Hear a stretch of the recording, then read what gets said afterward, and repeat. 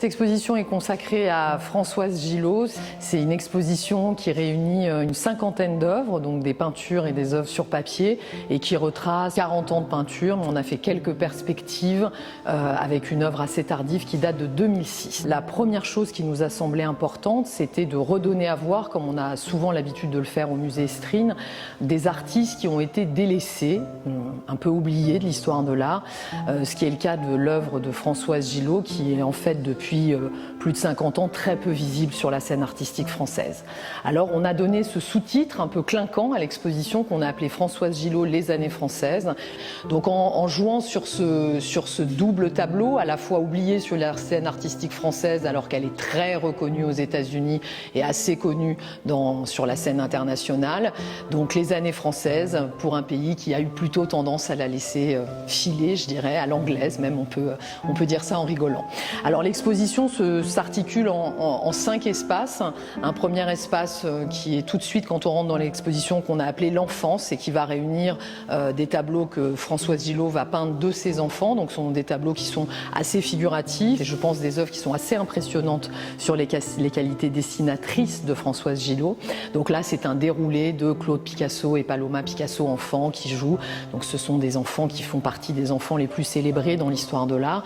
Mais là on les voit vraiment dans le regard d'une mère qui les élève comme ça en petite madone. Le deuxième espace est consacré à ce qu'on a appelé portrait, autoportrait. Donc là il y a tout un jeu sur la représentation de soi. Et après ça se suit avec des portraits évidemment de Picasso qui sont là, mais qui sont plus là comme une réponse, je dirais. C'est-à-dire que c'est vraiment quelqu'un qui a toujours voulu ne pas se déposséder de son image. Elle a été une grande image muse dans l'histoire de l'art, Françoise Gillot. L'exposition suit après avec une grande salle qu'on a appelée Cuisine et Dépendance, qui est une salle qui réunit la grande série de peintures de Françoise Gillot. On a mis aussi dans cette salle des natures mortes, beaucoup plus anciennes, ici Bulbe et Jacinthe, qui est une œuvre des années 40. Donc. Alors après cette magnifique salle Cuisine et Dépendance, on passe dans ce qu'on a appelé, un peu génériquement, l'ailleurs. Donc Françoise Gillot quitte la France, elle fait un espèce de stop comme ça de quelques temps à Londres.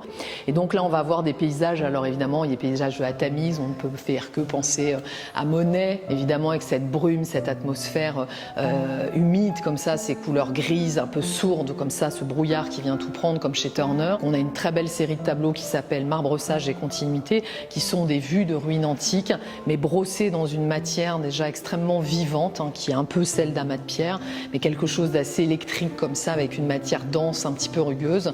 Et après, donc ce dernier espace qu'on a appelé Perspective, elle s'épanouit aux États-Unis, et là elle va partir dans des compositions extrêmement pop, aux couleurs flashy, avec des personnages un peu psychédéliques, dans des vagues qui tournoient, donc des choses assez jolies.